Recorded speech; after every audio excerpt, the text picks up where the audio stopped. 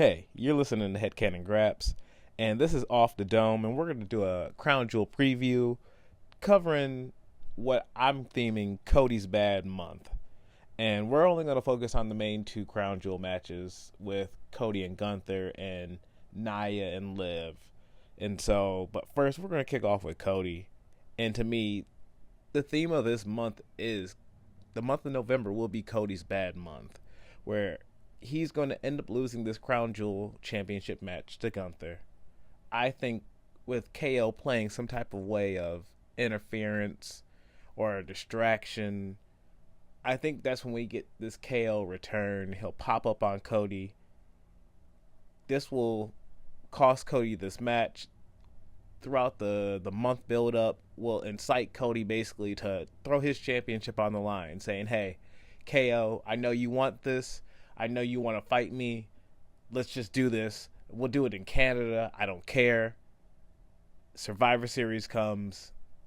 KO versus Cody. KO wins the championship because Cody gets overly emotional. Cody is just so overly invested into this match and trying to get revenge on KO because he's hurt by his friend, and I think it's just he's compromised. Gunther told him in one of their promos, hey, I need you to handle your emotional mess prior to getting into our match. Cody has not actually resolved any of that right now, and so going into this match, Cody's compromised mentally already before Gunther. KO's going to come out. He's going to play a distraction, play a part in this match. Gunther is going to take advantage of that and then beat down on Cody. And then I believe after the match, Cody will then get attacked again by KO. KO will then injure Cody. Cody then will issue a challenge from home saying, hey, you and me in Survivor Series for the WWE title, and KO will beat him in that match.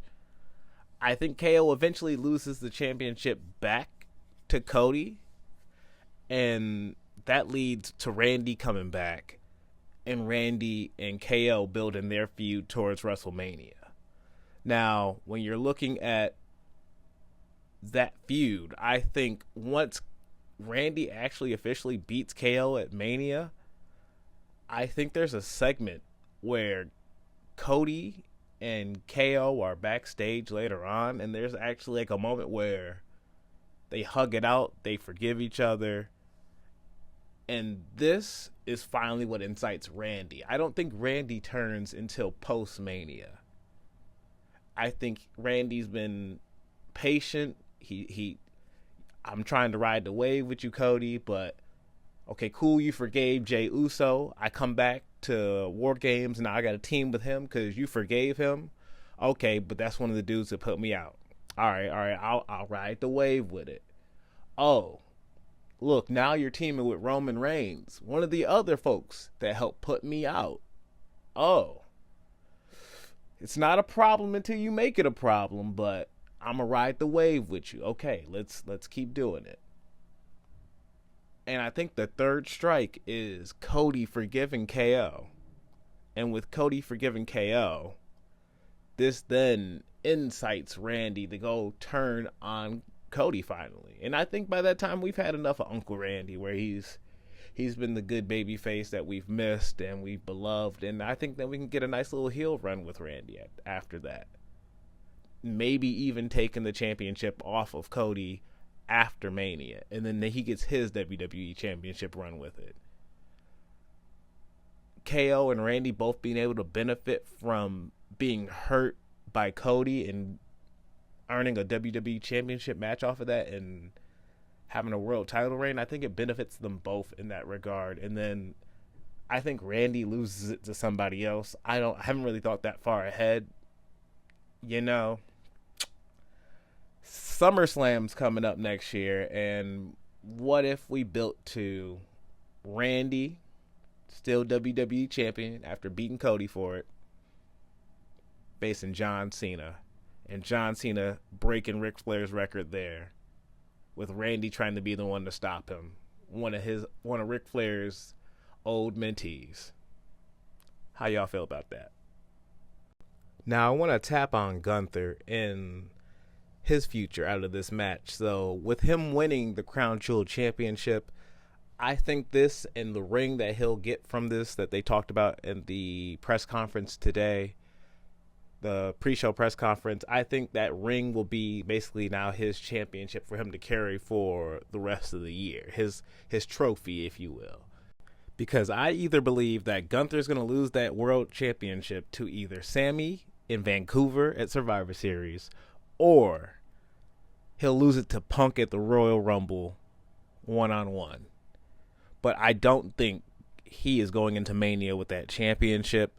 I think his destination at Mania will be against Bill Goldberg, and he will be the one to retire Bill Goldberg at WrestleMania 41. That will be his showcase match, and that allows the World Championship to be freed up for Seth Rollins and Punk at Mania, which Seth might then work his way back to win the Royal Rumble or the Elimination Chamber. Haven't really thought about who's going to take which one, but who knows? We'll see. Who benefits more for winning the Royal Rumble, John Cena or Seth Rollins? Or flip it around. Does Rollins beat Gunther? And is it a Punk Cena into this Royal Rumble with Punk winning and then Cena having to go to the chamber? Or does Punk find himself working his way through the chamber to get to Rollins? Does Cena having 3 Royal Rumble wins and have him tie that with Stone Cold, does that help really build him, especially when he hasn't won a lot of singles matches? I don't think he's going to have that crazy of a January, so I think we hold off on Cena, and I think Punk wins that Royal Rumble. And then you allow Cena to then build himself back up, because let's remember, Cena has not won a singles match in forever. And he got demolished by Solo with those 10 spikes. So let Cena build his way up when he comes back. Lose at the end of the Royal Rumble, let the last man out, but then works his way through the Elimination Chamber, wins that, goes to WrestleMania to face Cody. And so that's how we get Cena there. And Cena does it old school on his classic brand, jumping back and forth between Raw and SmackDown. I think he's on Raw at the start on Netflix, like he says, but I think he might find his way on SmackDown eventually. So let's see where that goes. And that leads me to talk about Nia and Liv. And I do the same scenario that how we just kind of chatted out the Cena and who needed that more. Well, Nia and Liv. When I'm sitting there thinking about Nia and Liv, I think it's Nia that needs it more, because just like Gunther, I think Nia is losing that championship to Naomi soon. That way Stratton can cash in on Naomi, and then that chase towards WrestleMania can begin. And so, once again, I think she needs some type of achievement to carry around so that she can brag about, and having that Crown Jewel Championship ring, I think, will be something for Nia to have. Because with Rhea's injury now, the orbital bone injury, I think Liv will hold on to that championship probably until Mania. And I think it'll be Rhea coming back to gain that championship back, whether she wins the Royal Rumble for a second time and she's the first woman to win it 2 times, or she takes the Cena route and goes to the chamber and gets her way to Mania. We'll see which one goes down, but I think Stratton and Naomi are destined for themselves at Mania, and with that coming up, I think it's going to be probably around Survivor Series, if not Saturday night's main event, where Nia's going to lose that championship to Naomi, and then Stratton's going to cash in.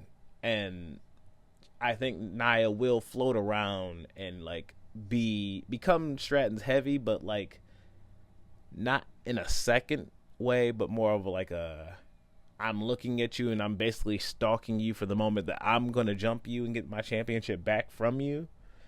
You didn't take it from me, so I can't be too mad at you, but you also didn't help me keep it. So I'm waiting for my moment to get my revenge on you. But cards on the table, you asked me what the big women's matches are for WrestleMania. I'm thinking it's going to be Rhea and Liv for the World Championship. I think it's Naomi versus Tiffany for the world title. I think it's going to be Bianca versus Charlotte, one-on-one. Nothing on the line. Just the EST versus the Queen. And I think it's going to be Jade versus Nia.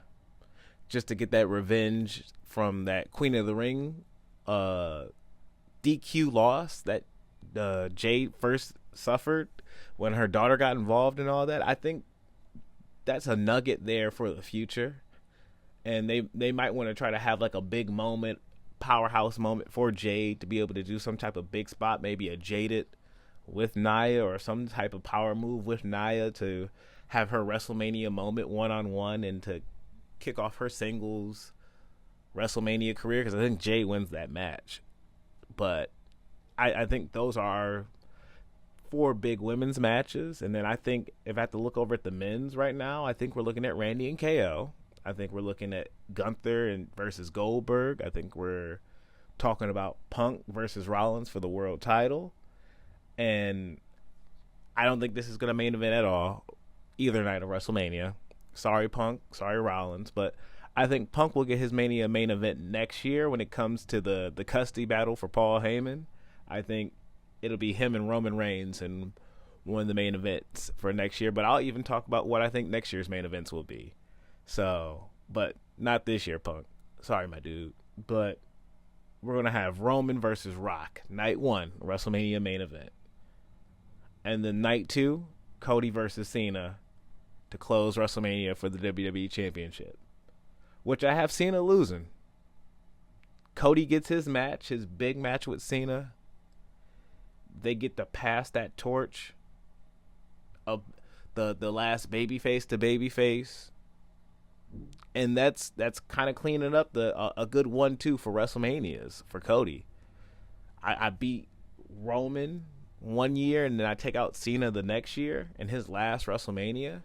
I think Cena gets that world title at SummerSlam off Randy, because I think Randy takes it off Cody after WrestleMania. But I think this night, I think the moment's for Cena. I think the moment's for Cody, actually. And I also have the Usos versus God, the New Blood, for the tag gold. And if we're going to jump forward far in the future, I've already talked about SummerSlam in this one too for next year. But WrestleMania 42, night 1 will be Rhea versus Bianca for the World Championship, because they teased it the night after WrestleMania 39. Both of them in the ring with their championships, looking at each other, chatting. I think we're building up to that match. And I think we get there come that night. And you know what? I wouldn't even be mad at it if somehow Rhea gets her championship back. She holds on to it from WrestleMania all the way at least through to Crown Jewel. She goes into the Crown Jewel Championship match next year. Bianca, maybe by next SummerSlam, has won the championship on SmackDown, and they both face for the first time in that match. And then we build to the rematch at WrestleMania. And both clean matches, no chicanery, no messing around. I wouldn't even be mad at that. That's just me riffing. That's just me having some fun. And then, like I told you, the night 2 main event for the custody battle for Paul Heyman. This man is sobbing and crying because it's my tribal chief and it's my best friend. And even Roman has given a clear on Punk. And Roman don't really clear much of nobody. So that must mean something to Heyman. And that must mean something to that whole puzzle. So, and I think that will eventually explode. I think there will be a battle for Paul. And it will culminate in that main event for night 2. Maybe even with the championship on the line. So, hey, let's see where it goes. But comment below. Let me know what you're thinking about this. This was Off the Dome. And just crown jewel preview for some of these matches, and then we've previewed the future and even next year's crown jewel and even some other stuff. So like, hey, let me know what you think of some of these ideas below. But below, hit subscribe. Trying to get to a subscriber goal of 15. We're trying to build up to that 30-man Royal Rumble, but we ain't there yet. We got to get to 15 first. So it's the 15-person battle royale we try to build to. So 15 people, help me get there. Hit like on this video, share it out. It helps people see this and helps people interact with this channel more. It's a new thing I'm doing, new channel, just 9-10 videos now, and hey, I'm trying to build something for myself. So this is Headcanon Graps. Hope you like it. Peace.